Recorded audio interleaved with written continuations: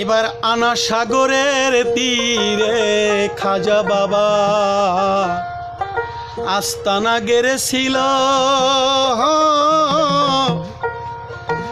আনা সাগরে অনেক মন্দির হিন্দু বামনদের ছিল। বামনরা বড় একটি মন্দির ছিল, 300 পূজারীরা। একদিনই পূজা করতে সন্ধেবেলায় আসলো চলিয়া, পূজা করা শুরু করলো, পূজার মন্ত্র বলতেছে। খাজা বাবাই আল্লাহু আকবার আজানের ধ্বনি দিছে, পূজারীদের মন্ত্র গরমিল হইয়া গেল।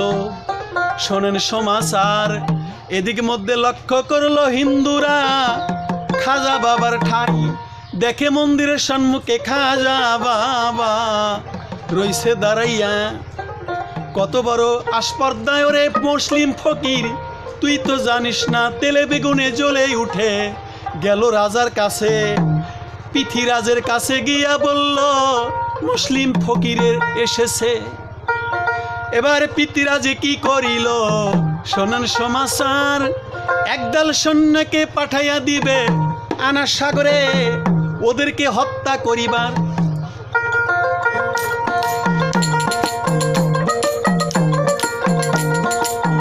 একদল সৈন্যকে নির্দেশ দিল পৃথিরাজে তাই, যেন তারা ওই মুসলিম ফকিরদের দেশ থেকে তাড়িয়ে দেয়। কোন জঙ্গলের গহীন মানিক রে, কোন জঙ্গলের কুঠুম পাখি রে, আল্লাহ তোমার আজব খেলা বুঝিতে না পারি। বাঞ্জানারির ছেলে মরে কোন জানাজা করি। এদিকে সৈন্যরা খাজা বাবার দরবারে আসিল চলিয়া, অকথ্য ভাষায় গালিগালাজ করতে লাগলো খাজার সামনে যাইয়া। খাজা বাবা খাজা সাহেবকে নির্দেশ দিল সৈন্যেরা, ওরে মুসলিম ফকির তাই, তাড়াতাড়ি আনা সাগর ছেড়ে তোমরা চইলা যাইতে হয়। সৈন্যদের এই অশুভ আচরণে হযরত খাজা বাবা দুঃখ মনে ব্যথিত হলেন। রাগান্বিত হইয়া এক মুষ্ট বালি লইয়া, এক মুষ্ট বালু হাতে নিলেন যখন তাই, এই বালিতে ফুক দিয়া সৈন্যগুলার গায়ে নিক্ষেপ করে দেয়। ওরে আল্লাহ তোমার আজব লীলা রে।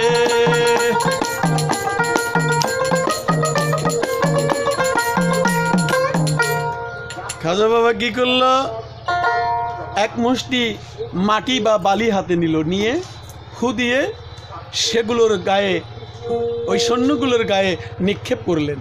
আল্লাহর কি মহিমা, ওই মহিমায় সাথে সাথে কেহ অন্ধ, কেহ কান ঠসা বধির হয়ে গেল, কেহ খঞ্চ এবং কেহ পাগলের মতন হয়ে গেল।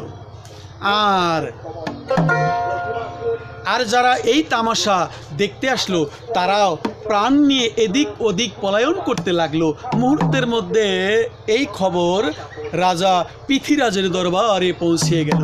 রাজা ওই খবর শুনে তেলে বেগুনে জ্বলে উঠল।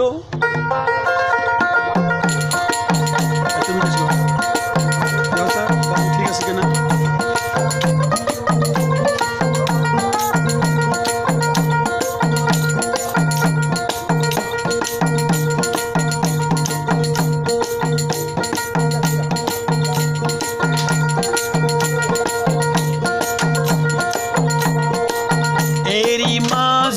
পৃথিরাজ চিন্তা করতে করতে একেবারে ভেঙ্গে পড়লো আপনাদের যাই বলে। এই সময় তার পরা পরামর্শগণ দরবারে হাজির গেল হইয়া, বললেন দরবারের যত পরামর্শদাতাগণ, পিতরাজকে কয়টা কিয়া মহারাজ আপনি এইভাবে ভেঙ্গে পড়লেন, ভেঙ্গে পড়িলে রাজ্যের কি অবস্থা হবে? তাই আমরা অস্থির করেছি, তাই আমরা স্থির করেছি জাদুবিদ্যা ফকিরকে একটা মস্ত বড় শিক্ষা দিতেই হইবে, মস্ত বড় শিক্ষা দিতে হইবে জাদুকার মুসলিম ফকিরকে। এখন আমরা জাদুর সর্দার রামদেবকে লইয়া যাইব তার কাছে। যারা পরামর্শদাতাগণ ছিল দরবারের সভাসদ বর্গগণ, তারা পিতৃরাজকে বলতেছে আপনি চিন্তা করবেন না, ওই মুসলিম জাদু ফকিরকে, মুসলিম জাদুবিদ্যার ফকিরকে আমরা উচিত শিক্ষা দিব। এর জন্য আমাদের একজন জাদুবিদ্যার পারদর্শী আছে। বলে সে কে? বলে এখন আমরা সেই জাদুর সর্দার রামদেবকে নিয়ে আমরা প্রতিশোধ অবশ্যই নিতে যাব। রাজা এই কথাগুলি শ্রবণ করে বলল, যাও রামদেবকে নিয়ে আসো আমার দরবারে। সৈন্যরা রাজার কথা মতো ছুটি গিয়ে রামদেবকে নিয়ে এলো। জাদুর সর্দার রামদেব রাজার অনুরোধে রামদেব হজরতে খাজা মঈনুদ্দিন চিশতি রহমতুল্লাহের দরবারে হাজির হলেন। বলল, হে রামদেব, তুমি ওই মুসলিম ফকিরের দরবারে তুমি হাজির হও, তিনি জাদুকর, তুমি তো জাদুদের সর্দার। হযরত খাজা সাহেব তখন গভীর ধ্যানে মগ্ন ছিল। ওই সময় রামদেব প্রতিশোধ লইতে পিতৃরাজের হুকুমে গেল। যাইয়া দেখে ধ্যানের মগ্ন খাজা বাবা, তাই রামদেবের আগমনে খাজা সাহেবের ধ্যান ভঙ্গ হইয়া যায়। খাজা বাবা মাথা উঠিয়ে রামদেবের দিকে জালালি নজরে দেখিল। জ্যোতির্ময় দৃষ্টিতে তাকালে আল্লাহর হুকুমে মুহূর্তের মধ্যে রামদেবের অন্তরে কি যেন সৃষ্টি হইল।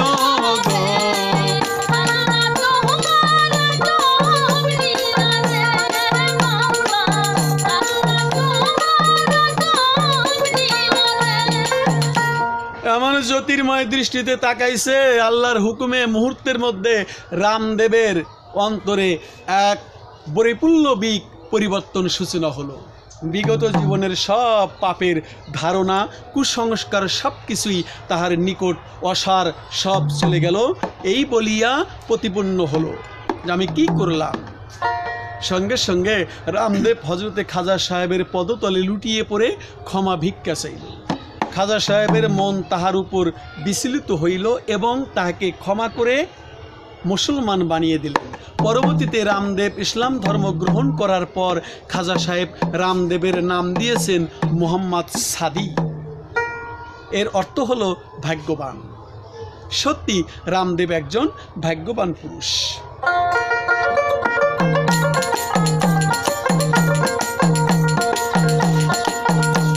আনা সাগরের অলৌকিক ঘটনা আরো হইয়া আছে। খাজা মঈনুদ্দিনকে তাড়াতে গিয়া রামদেব নিজেই ইসলাম গ্রহণ কইরাছে। এটাও একটা অলৌকিক ঘটনা। এই অবস্থা রাজা পিতৃরাজের মনের অবস্থা খুব খারাপ করে দিল। হযরত খাজা সাহেবের উপরে ঘৃণা করতে এবার পিতৃরাজ ফেটে পড়িল। যখন রামদেব মুসলমান হয়ে গেছে তখন রাজা পিতৃরাজ খাজা সাহেবের উপর আরও ঘৃণা ক্রোধে ফেটে পড়ল। হিন্দু রাজা পিতৃরাজ চিন্তায় ব্যাকুল হয়ে পড়ে।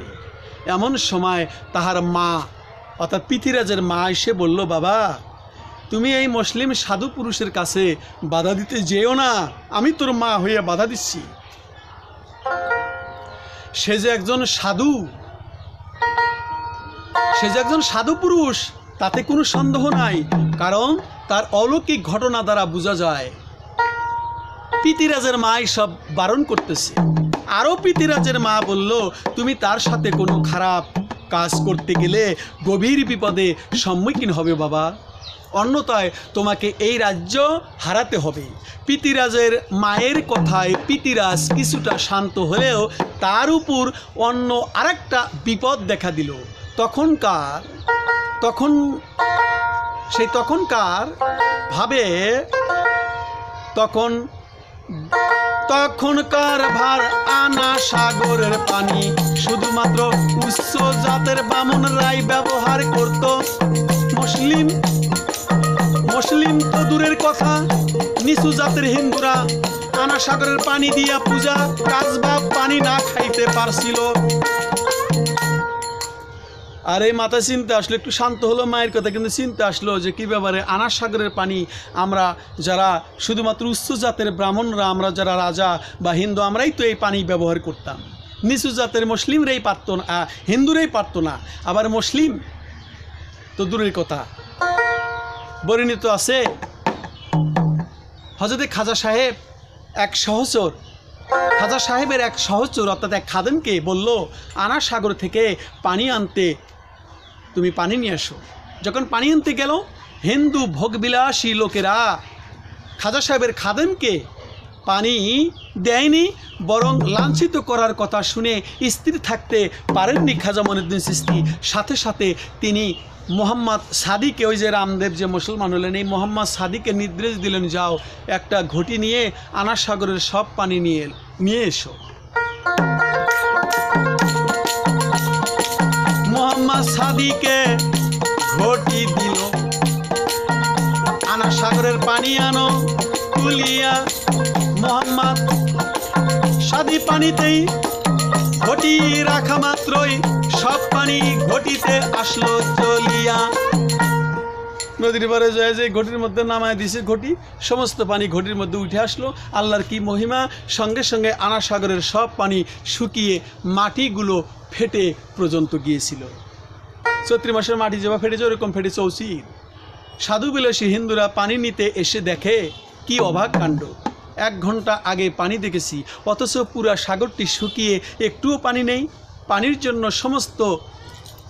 জন্য সমস্ত দেখে হাহাকার হয়ে পড়ল এবং পানির পিপাসায় লোকেরা ছটফট করতে লাগলো। রাজা পৃথিরাজ সব খবর অবগত, জানতে পেরে বুঝতে পারেন যে মুসলিম ফকির থেকে এই নিষ্কৃতি পেতে হলে তার কাছে ক্ষমা চেতে হবে, অন্যথায় বিপদ পড়তে হবে। আরো পৃথিরাজ আনা সাগরের তীরে লোকদের বলে দিল, শোনো তোমরা সময় মুসলিম ফকিরের কাছে ক্ষমা চাও ভালো, না হলে তোমাদের আরো কষ্ট করতে হবে।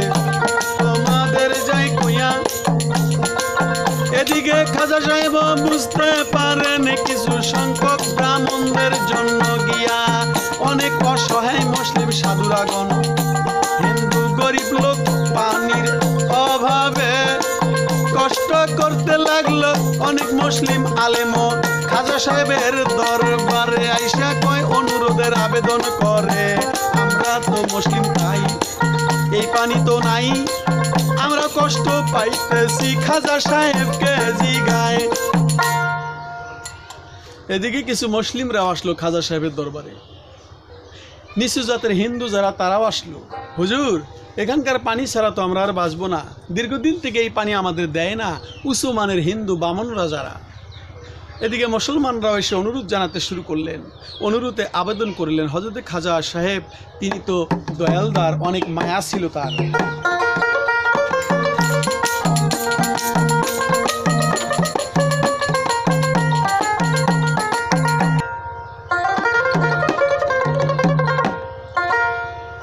আল্লাহর ওলি তিনি সব বুঝতে পারেন, গরিব লোকের পিপাসু চেহারা দেখে তাই খাজার মনের দয়ার ভাব উদয় হইল। আপনাদের জানাই, খাজা সাহেব সঙ্গে সঙ্গে মোহাম্মদ সাদিকে নির্দেশ দিল, যাও ঘটির পানিগুলো সব ছেড়ে দিয়ে আসো আনা সাগরে। মহান করুণাময়ের কি মহিমা! সাথে সাথে এই বিশাল সাগর পানিতে থই থই করতে লাগলে। এমন তো অবস্থায় নির্ভলতা ভাবে ছোট বড় সব হিন্দুরাই এসে খাজা সাহেবের পায়ের তলাতে তার ছায়া তলে পতাকায় ভিড় করতে লাগলো, তাই মুসলমান করিয়া দিল খাজা বাবা। এইভাবে যুদ্ধ করছে হযরত খাজা। তাই এবার আরেকটি ঘটনা, অজয় পালের ইসলাম গ্রহণ শুনিবেন দর্জনা। ছোট বড় সব হিন্দুরা ধীরে ধীরে দলবদ্ধ হয়ে মুসলমানে গেল হইয়া। ছোট বড় হিন্দুরা সবাই ইসলাম ধর্ম গ্রহণ করলেন। তাতে অদূর ভবিষ্যতে হিন্দু ধর্ম টিকে রাখা সম্ভব হবে না।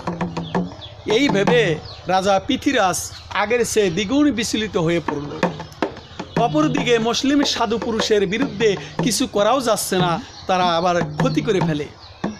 সৈন্যবল অস্ত্রবল সব কিছুই তাহার অলৌকিক ক্ষমতার বিরুদ্ধে হেরে যাচ্ছে।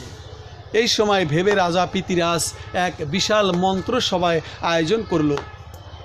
একটা মন্ত্রসভা আয়োজন করলো যে কোনো মন্ত্র আছে নাকি মুসলমান ফকিরকে তাড়িয়ে দেওয়া।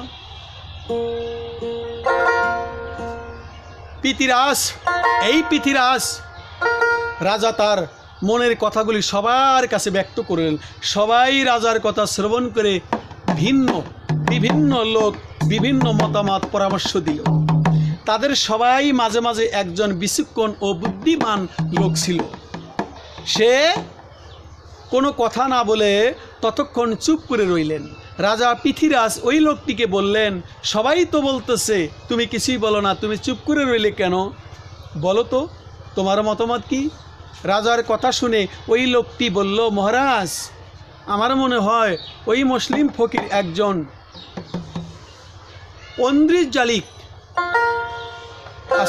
ঐন্দ্রজালিক লোক, অর্থাৎ জাদুর টোনার সাহায্যে সে এই অসাধ্য সাধন করে থাকে। এখন আমাদের দরকার উচ্চ ক্ষমতাধর অজয় পালকে, অর্থাৎ অজয় পাল তার জাদুমন্ত্র দ্বারা মুসলিম দরবেশকে সব কুবুদ্ধি ধ্বংস করে দিতে পারে অজয় পাল। তো লোকটির কথা শুনে রাজা তেমন সন্তুষ্ট হলো না। রাজা বলল, আগেও একজন জাদু করতে রামদেবকে পাঠিয়েছিলাম, কিন্তু সে নিজেই মুসলমান হয়ে গেছে, এবার আবার অজয় পালের কথা বলছো? সে তো আর ফিরে এলো না। এখনো যদি অজয় পাল বা রামপাল ইসলাম ধর্ম গ্রহণ করে তাহলে এখানে থাকাও সেই মুশকিল হয়ে যাবে আমার। রাজার কথা শুনে মন্ত্রী সবাই দাঁড়িয়ে বলে, রাজা সাহেব, অজয় পাল একজন শক্তিধর জাদুকর, যার সাথে হাত ধরলে সেই কাউকে রেহাই পায় না। কারণ সে এমন শক্তিধর জাদুকর অজয় পাল, বড় বড় অজগর সাপ ও আগুনের কুণ্ডলী ছাড়ার সাথে সাথে মুসলিম দরবেশের সব ষড়যন্ত্র ধূলিসাৎ হয়ে যাবে। যদি রাজ্য বাঁচাতে হয় তাহলে অজয় পালকে খুবই দরকার।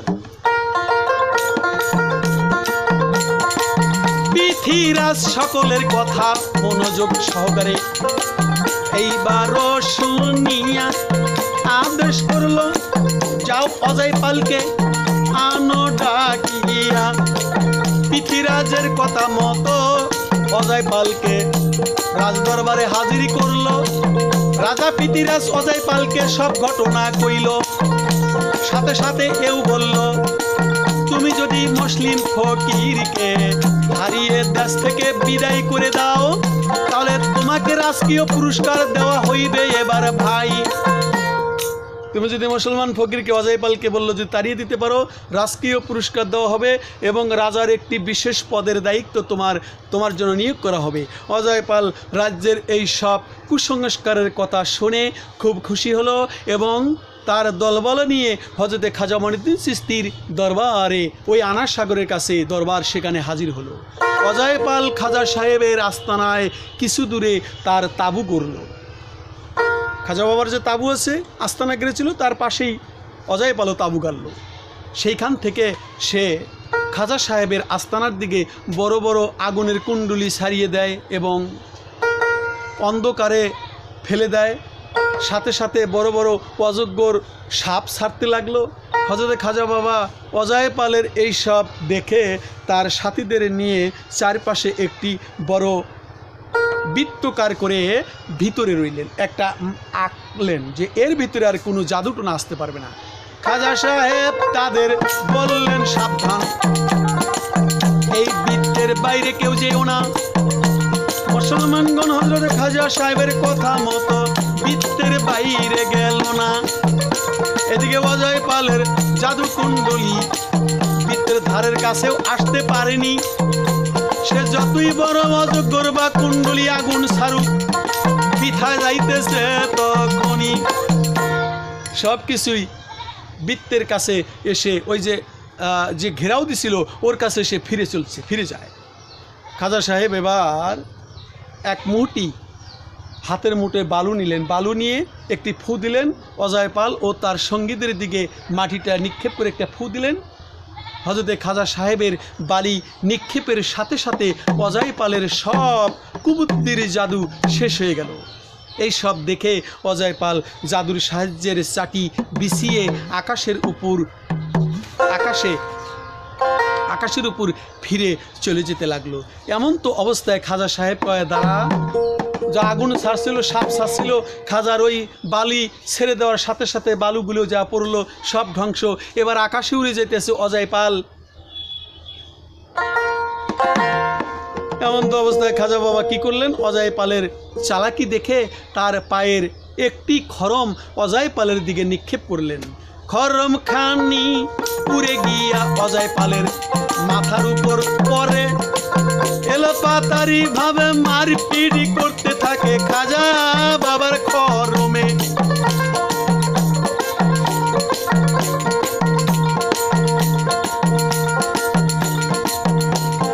খড়ম খানি মারতে শুরু করলো, পিটাতে পিটাতে তাই ওই জাদুর চাটাই খানি খাজা সাহেবের দরবারে নিয়ে আসলো। এবার ভাই এই সব দেখে অজয় পাল বুঝতে বাকি রইল না যে তিনি একজন সাধু পুরুষ, তার কথা না শুনলে মহাবিপদ হবে ভাবে বুঝলাম। তাই সাথে সাথে অজয় পাল নিজের ভুলের ক্ষমা চাইল।